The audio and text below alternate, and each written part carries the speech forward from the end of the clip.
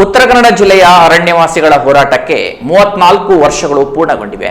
ಆದರೆ ಇದುವರೆಗೂ ಹೋರಾಟವೇ ಜಾಸ್ತಿಯಾಗಿದೆ ಹೊರತು ಭೂಮಿ ಪಟ್ಟ ಮಾತ್ರ ಸಿಕ್ಕಿಲ್ಲ. ಈಗ ಮತ್ತೆ ನ್ಯಾಯಾಲಯಕ್ಕೆ ಮೇಲ್ಮನವಿ ಅಭಿಯಾನ ಶುರುವಾಗಿದ್ದು, ಈ ಬಗ್ಗೆ ಒಂದು ವರದಿ ಇಲ್ಲಿದೆ ನೋಡಿ. ಹೌದು, ಉತ್ತರ ಕನ್ನಡ ಜಿಲ್ಲೆಯ ಅರಣ್ಯವಾಸಿಗಳು ತಮ್ಮ ಹಕ್ಕಿಗಾಗಿ ಪಟ್ಟಕ್ಕಾಗಿ ನಡೆಸುತ್ತಿರುವ ಹೋರಾಟಕ್ಕೆ 34 ವರ್ಷ ಪೂರ್ಣಗೊಂಡಿದೆ. 3 ದಶಕಗಳು ಪೂರ್ಣಗೊಂಡರೂ ಇದುವರೆಗೂ ಅರಣ್ಯವಾಸಿಗಳ ಬೇಡಿಕೆ ಈಡೇರಿಲ್ಲ.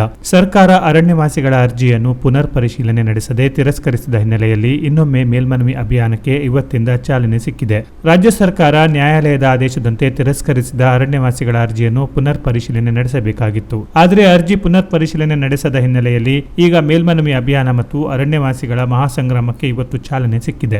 ಉತ್ತರ ಕನ್ನಡ ಜಿಲ್ಲೆಯ ಸಿರಸಿಯಲ್ಲಿ ನಡೆದ ಬೃಹತ್ ಹೋರಾಟ ಸರ್ಕಾರಕ್ಕೆ ಚುರುಕು ಮುಟ್ಟಿಸುವ ನಿಟ್ಟಿನಲ್ಲಿ ಆಯೋಜಿಸಲಾಗಿತ್ತು. ಪ್ರತಿಭಟನೆಯಲ್ಲಿ ಅಂದಾಜು 25,000 ಅರಣ್ಯವಾಸಿಗಳು ಭಾಗಿಯಾಗಿ ಸರ್ಕಾರದ ವಿರುದ್ಧ ಘೋಷಣೆ ಕೂಗಿ ಹಕ್ಕಿಗಾಗಿ ಆಗ್ರಹಿಸಿದರು.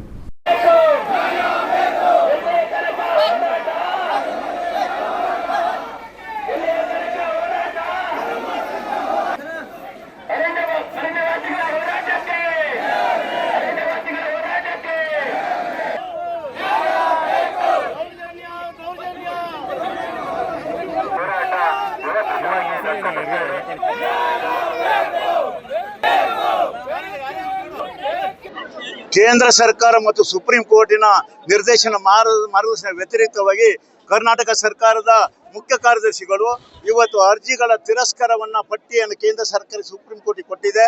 ಅದು ಕಾನೂನು ಬಾಹಿರವಾಗಿದೆ. ಕರ್ನಾಟಕದಲ್ಲಿ 2,59,000 ಅರ್ಜಿಗಳು ತಿರಸ್ಕಾರ ಆದಂತಹ ಅರ್ಜಿ ವಿಚಾರ ಮಾಡದೆ ಸಮಿತಿಯು ಅಸ್ತಿತ್ವವಿಲ್ಲದೆ ಮಾಡುವ ವರದಿಗೆ ವಿರುದ್ಧವಾಗಿ ಇವತ್ತು ಬೃಹತ್ ಪ್ರಮಾಣದ 20,000ಕ್ಕಿಂತ ಹೆಚ್ಚಿನ ಅರಣ್ಯವಾಸಿಗಳು ಮೇಲ್ಮನವಿ ಸಲ್ಲಿಸುವ ಅಭಿಯಾನವನ್ನು ಪ್ರಾರಂಭ ಮಾಡಿದೆ. ಈ ಸಂದರ್ಭದಲ್ಲಿ ನಾವು ಸರ್ಕಾರಕ್ಕೆ ಕೇಳುವುದೇನಂತ ಹೇಳಿದ್ರೆ, ಇವತ್ತು ರಾಜ್ಯ ಸರ್ಕಾರ ತಿದ್ದುಪಡಿ ಪ್ರಮಾಣ ಪತ್ರವನ್ನು ಸುಪ್ರೀಂ ಕೋರ್ಟ್ ಸಲ್ಲಿಸಿ ಏನು ವರದಿಯನ್ನು ಕಳಿಸಿದ್ರು ಅದು ಹಿಂದೆ ಪಡಿಬೇಕಂತ ರಾಜ್ಯ ಸರ್ಕಾರಕ್ಕೆ ಆಗ್ರಹವನ್ನು ಮಾಡ್ತಿದ್ದೇವೆ. ಅದೇ ರೀತಿ ದೇಶದ ಪ್ರಧಾನಮಂತ್ರಿ ಆಗಿರುವಂಥ ಮೋದಿ ಅವರಿಗೆ ಕೇಳುವುದೇನಂತ ಹೇಳಿದ್ರೆ, ₹1ಗೆ 1,050 ಎಕರೆನ ಅದಾನಿಗೆ ಕೊಟ್ಟಿದ್ರಿ, ಅದೇ ರೀತಿ ನಾವು ₹1,000 ಕೊಡ್ತೇವೆ, ನೀವು ನಮ್ಮ ಅರಣ್ಯವಾಸಿಗಳಿಗೆ ಆ ಭೂಮಿಯನ್ನು ಕೊಡಿ ಅಂತ ಹೇಳಿ ಕೇಂದ್ರ ಸರ್ಕಾರ ಆಗ್ರಹ ಮಾಡ್ತಿದ್ದೇವೆ. ಇದು ನಿರಂತರ ಹೋರಾಟ, ಮುಂದಿನ ದಿನಗಳಲ್ಲಿ ಪ್ರಬಲವಾದ.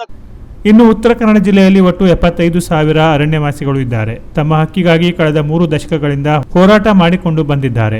ಆದರೆ ಹಕ್ಕಿಗಾಗಿ ಹೋರಾಟ ನಿರಂತರವಾಗಿದ್ರೆ ಫಲ ಸಿಕ್ಕಿಲ್ಲ. ಒಂದೊಂದು ಕುಟುಂಬದಲ್ಲಿ ಹೋರಾಟ ನಡೆಸಿದ ಪೂರ್ವಜರು ಸಾವು ಕಂಡಿದ್ದಾರೆ.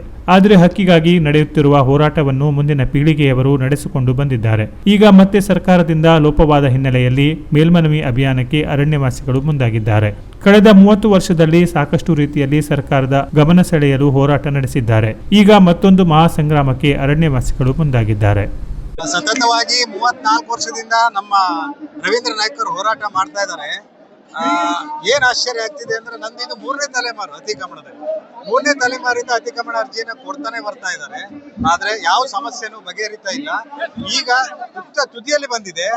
ಎಲ್ಲರೂ ಒಂದಾಗಿ ನಾವು ಅತಿಕ್ರಮಣದಾರರು ಈ ಜನಪ್ರತಿನಿಧಿಗಳಿಗೆ ಮತ್ತೆ ಅಧಿಕಾರಿಗಳಿಗೆ ಬಿಸಿ ಮುಡಿಸದೆ ಹೋದ್ರೆ ಇದು ಇದೇ ರೀತಿ ಮುಂದುವರಿಯುತ್ತೆ.